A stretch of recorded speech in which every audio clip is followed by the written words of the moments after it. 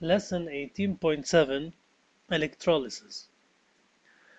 Electrolysis is the breakdown of a compound using electricity.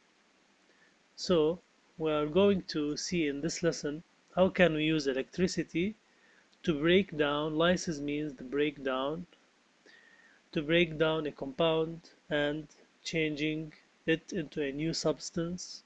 So in this case we are using the electrical energy into and change it into a chemical energy. First of all, let's make a comparison between the galvanic cell and what do we call an electrolytic cell. So the lesson is about electrolysis. So electrolysis will take place in an electrolytic cell. As we understood in the previous lesson that a galvanic cell uses the chemical energy to produce an electrical energy, and it occurs spontaneously. In the galvanic cell, we explained it before, the chemicals in the beakers are used to produce an electric current and flowing of electrons. So the galvanic cell is changing the chemical energy into electrical energy. In opposite way, the electrolytic cell uses the electrical energy to produce chemical energy or a chemical change. And in order this to take place, this should occur non-spontaneously. How? We are going to see an example. Non-spontaneously means that we need to exert a work or a force. There will be a force that can change the electrical energy into a chemical energy. In a galvanic cell, as we see before, since it's occurring spontaneously, so the E of the cell is always positive, while in an electrolytic cell, E of the cell is negative. So when we find the E of the cell, it should be the cell potential is negative, and we are going to see an example in the coming slides.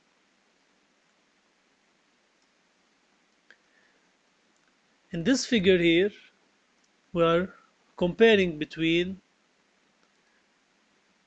a galvanic cell, a standard galvanic cell, and a standard electrolytic cell. Let's look to the galvanic cell. We have zinc sulfate solution here, and we have a copper sulfate solution here. We have a zinc strip, and we have a copper strip here. The zinc is the anode, and the copper is the cathode, and the electrons flow spontaneously and from the anode to the cathode in this direction. This is the electron flow, and here we have the cations of the salt bridge are moving to the cathode solution, and the anions are moving to the anode solution. The cell potential of the cell is 1.10, so it is a positive value. This indicates that this is a spontaneous reaction. So on the galvanic cell, it is a spontaneous. In the electrolytic cell, first of all, we kept the same solutions, the same strips, the same connecting wires, but we placed a power source greater than 1.10 volts. So in order to exert a work or a force, this work or electric potential, it should be greater than the normal potential of the galvanic cell. The cell potential is 1.10, so in order to have a non-spontaneous reaction, in a standard electrolytic cell, we need to exert a power greater than 1.10 volts. What happens? The electrons reverse the direction from here to here.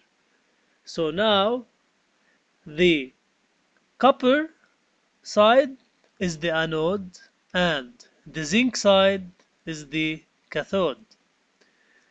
So the anode and the cathode reverses.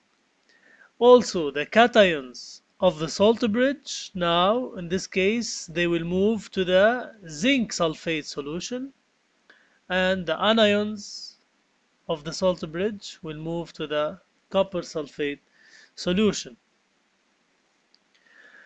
Here is the overall reactions. In a standard galvanic cell, Zn plus Cu2 plus gives Zn2 plus and Cu, while in an electrolytic cell, it's the reverse. Cu plus Zn2 plus gives Cu2 plus and Zn.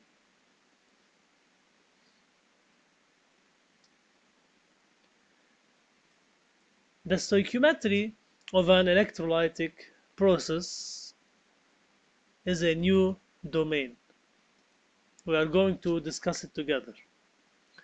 When we talk about stoichiometry of electrolytic process, this means that it is how much chemical change occurs with the flow of a given current for a specified time. So we are going to calculate the flow, the time needed, or the amount of charges.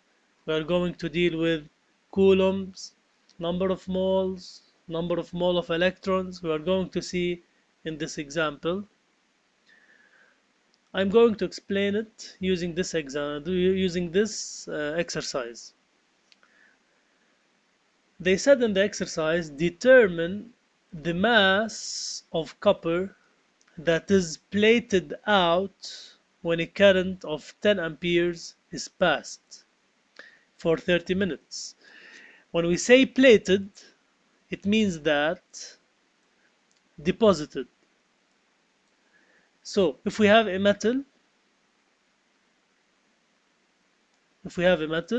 and the metal is plated, it means that the ions are reduced. So reducing the metal ions in a solution. If this metal is in a solution and in the solution we have ions,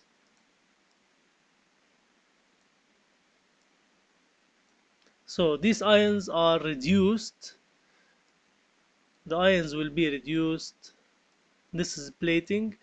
This will be a domain in the coming lesson. I'm going to explain it in the coming lesson, inshallah. So let's go to the exercise. We need to determine the mass of copper. Let's think about the reduction reaction of copper. The reduction reaction of copper is Cu2 plus 2 electrons gives Cu. Here, this 2 electrons is called the mole electrons. It is called the number of mole electrons, since we are talking about stoichiometry. So in order to solve this exercise, first, what do we have as a given? We have the current, which is 10 amperes or 10 coulombs per second. Amperes is the same as coulombs per second. It is the charge divided by the time. Also, we have the time, which is 30 minutes. Since this is amperes and this is minutes, sure, we need to change the minutes into seconds by multiplying by 60. So we have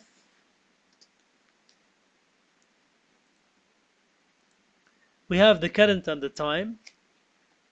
We need to find, first of all, from the current, and the time, we can find the quantity of charge in coulombs, the quantity of charge which is symbolized as Q.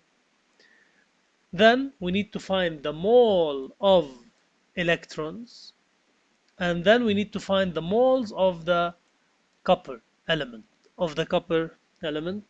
We need to differentiate between mole of electrons and moles of the copper. And finally, we are going to find the grams of the copper. Since amperes is coulombs per second, so if we multiply the current I by the time, we can get the coulombs. So we multiply 10 amperes or 10 coulombs per second by 30 minutes, and you convert it to seconds, so multiply 30 times 60 to get 1.8 times 10 power 4 coulombs. 1 mole of electrons, this is a rule, carries a charge of Faraday's constant.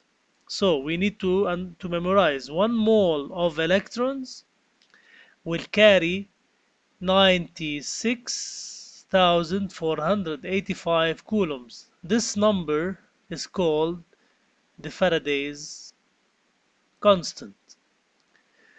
And we can calculate the number of moles of electrons carried by 1.8 times 10 power 4 by dividing by the Faraday's constant. So 1.8 times 10 power 4 is multiplied by 1 over 96,485, which means we are dividing this number by this number to get the number of mole electrons. These are not the moles of the copper, these are the moles of the electrons.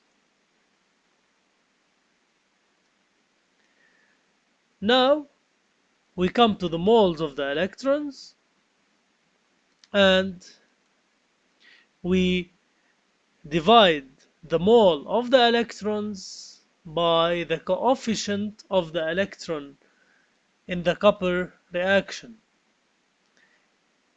What was the coefficient of the electrons? If we go back, here is the coefficient of electrons. It is 2. So this 2 is the coefficient of the electrons using stoichiometry. So if we divide the mole electrons by the coefficient of the electrons, which is 2, or we can write the same number times half, times 1 over 2, we can get the moles of the element, which is 9.35 times 10 negative 2 moles. If we have the moles, finally we can multiply the moles by the molar mass of the copper, which is 63.546, to get 5.94 grams of copper. So, as a summary for the formulas, I wrote here the 4 steps.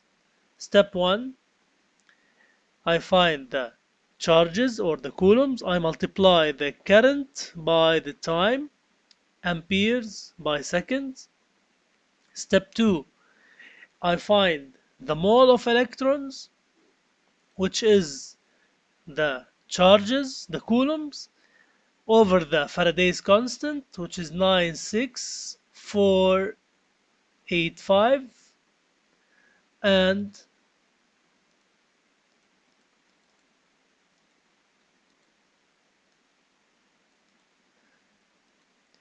here 96485. And step 3, I find the mole of the element by dividing the mole of the electrons by the coefficient of the electron. From where can we get the coefficient of the electron?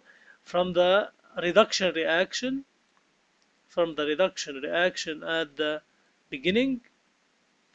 And step 4, I find the mass by multiplying the moles by the molar mass. The final answer is 5.94 grams of copper.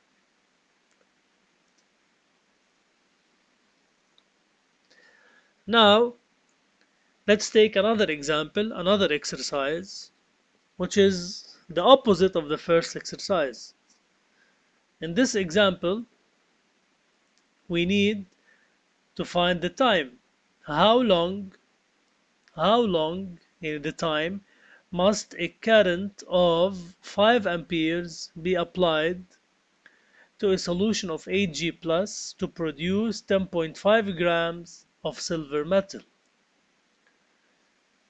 So, first of all, at the beginning, I need to write the reduction reaction of silver. What's the reduction reaction? It's Ag plus 1 electron gives Ag. So what is the coefficient of electrons in this case? It is 1. The coefficient of electrons is 1. What do we have as a given? We have I, and what do we have?